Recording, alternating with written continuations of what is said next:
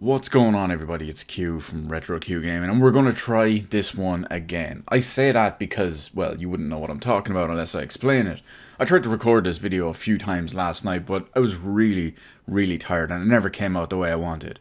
But today, I want to say I'm well rested, I'm more adjusted and all, but I've had a pretty shitty day, so I'm going hard on this one, and we're just going to see how it goes and pretty much leave it at that. So, we all know that a concern I've had for the longest time, both coming into this generation, especially renewed with the refreshed consoles, with the Xbox One X and the PS4 Pro, and is another big problem that persists, and that I'm extremely worried about going into the next generation of consoles as well, is developers.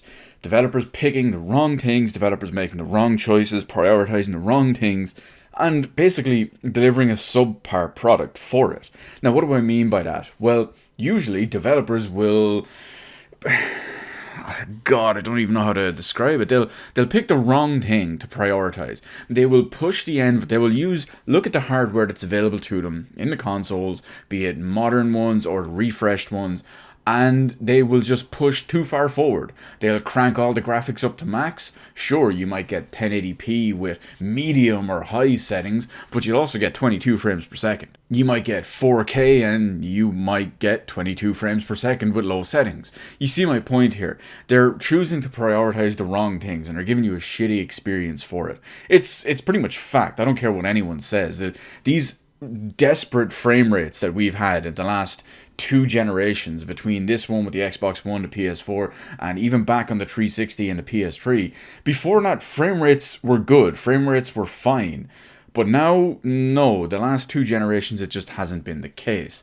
Now, I've always used this as the example. You might remember I think it was last month, if not the month before, when I made a video showcasing, not so much showcasing, but I suppose detailing the Xbox One X, and when a patch for that goes wrong. And what I used as my example for that was Battlefield 5. Now, you might remember the Xbox One X, the thing that's billed and proudly wears the moniker of the most powerful console in the world. So usually when you have something with the name of the most powerful console in the world being swung around left, right and center, you expect something good from it. You expect some proper return from it. But in the case of Battlefield 5, that really wasn't the case. If you didn't see the video, I'll summarize it for you very quickly.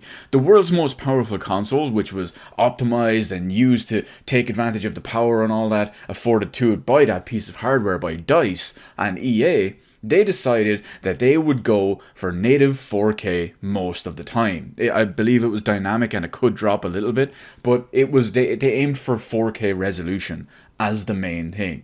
Now, what happened because of their goal of being a 4K resolution? Well, the world's most powerful console turned in as subpar performance, because despite all the quote-unquote extra power in the actual hardware itself, you didn't get 4K with appropriate ultra settings. You didn't even get 4K with high settings. In the case of Battlefield 5, just to get 4K, so much was sacrificed that almost every setting was put on medium. There were two settings put on low, one setting was put on high, but all of that was sacrificed just to get your resolution. But it doesn't stop there, because the Xbox One X is back at it again, and this time it's arguably even worse. They've done what I like to coin as a term, pulling a Nintendo Switch. You'll see why now in a minute. So, the Xbox One X, what are we talking about? Well, we're going to look at a brand new 2019 game called The Division 2. You might know it, it's the brand new game that just released from Ubisoft. Now, in relation to the world's most powerful console and the supposed beast mode hardware inside it, wow, I could barely say that with a straight face. But you might be wondering, what kind of performance and what kind of show does the world's most powerful console throw in when it comes to a modern 2019 game in the case of The Division 2? Well, I'm sure many of you watching this video have already seen some sort of technical analysis when it comes to The Division 2. You've probably seen something from, I don't know, VG Tech or Digital Foundry or whatever, and you may be surprised about what you heard and what you saw in that video. So for those of you out there who either have or haven't seen the video, let me recap it for you real quickly. Just like Battlefield 5, The Division 2 aims for native 4K on Xbox One X. It achieves this, but at a massive cost in both performance and fidelity. So yes, the Xbox One X does run at native 4K, but that is about the only impressive thing it actually does. Because you're probably thinking, okay, Q, it's hitting native 4K, so they're probably not using ultra settings. And you would be absolutely right. And you're probably thinking, Q, they're probably not even using high settings. Again, you are absolutely right. So you're probably thinking, well, Q, they're probably getting a good frame rate just like Battlefield 5, and they're probably running everything at medium settings.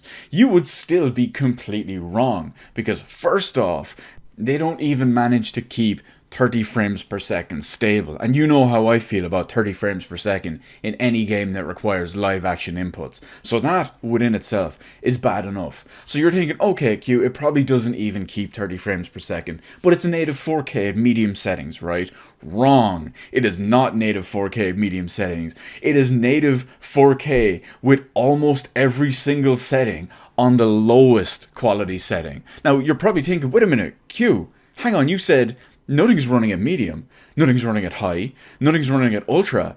How the hell is almost everything running at the lowest quality setting? And that, boys, is where we bring in my little pet term, if you will. The one I like to coin a lot, and the one that I like to use, which is pulling a Nintendo Switch. That's right. The Xbox One X, the world's most powerful console, uses quality settings that are lower than the lowest quality setting. That's right, it has custom developed quality settings below the lowest quality setting. This is something we see on Nintendo Switch when it comes to games like Doom or when it comes to games like Wolfenstein 2, because realistically, the Nintendo Switch is not modern hardware. It's not modern, powerful hardware. It's not designed to run modern software, and concessions and cutbacks have to be made in order to do so. But that is a big difference. That is a home console which doubles up as a portable hybrid. However, the Xbox One X likes to throw around the world's most powerful console, and yet you have games running at lower than the lowest quality settings, as well as everything else running at the lowest quality settings, all in order to try hit 4K native. And even then, you're still getting an absolutely shoddy frame rate out of it. What an absolute fucking joke. The sooner this generation is over, the better. These CPUs, I don't know how they made it into any of these platforms whatsoever. Be it the Xbox One, Xbox One S, Xbox One X, PS4 or PS4 Pro. They're all absolutely laughable. As a perfect example, my old i7 2600K from 2011-2012 still is leagues ahead of the Xbox One X. There is no comparison. There's that much of a difference between them. And that was a second generation i7 from 8 years ago. And it still absolutely decimates the Xbox One X. This is why I can't stand to see all these videos comparing the PS4 Pro and Xbox One X version. Because at the end of the day, you're both fighting and squabbling over the smallest things. You're looking at one extra blade of grass. You're looking at an extra few lines of progressive resolution. You're looking at one setting running at medium instead of low. You're looking at an extra 4 frames per second. It's all completely irrelevant and it's all fucking laughable. And a perfect example of this is The Division 2. If you don't know just how bad The Division 2 actually looks on Xbox One, let me rephrase that actually. If you don't know how bad it actually looks on Xbox One X, with the lowest settings all across the board, except the few that are lower than lowest, go look at a comparison. You'd think you're actually playing a 360 game. The difference is astounding. It looks like a different game. And not to mention, it certainly plays like it with that frame rate. So let me know in the comments section below, are you looking forward to more games being at 4K on the world's most powerful console with 27 FPS and lower than lowest quality settings? Or are you perfectly happy with your substandard performance that's absolutely laughable and an absolute joke? And I say this as someone who bought an Xbox One X recently. But I'm smart about it. I know what I was getting when I bought it. Anyway, let me know in the comments section below anything to do with this whole situation, because fucking lols is all I can say. Hopefully it's rectified in the next generation, even if they use any type of basic Ryzen CPU. The difference will be absolutely astronomical. And mark my words, as soon as they can realistically aim and possibly even achieve 60 FPS most of the time, despite them claiming it doesn't matter now, certainly soon, by then, oh, it matters, it matters, it matters, we can do it, we can do it, we can do it. Mark my fucking words. Anyway, let me know all that good stuff in the comments section below. Hit the appropriate button to let me know how I did on the video, and while you're at it, why not head on over and hit the subscribe button and even ring the little notification bell. Granted, getting a notification from YouTube in current year about a new video upload or live stream or whatever is a whole other story, but hey, at least you can say you tried, am I right? As always, thank you so much for watching. I will see you in the rest of the videos in my channel, and if for some reason you've made it this far in the video, feel free to leave a PCMR in the comments section just to laugh at those lol consoles.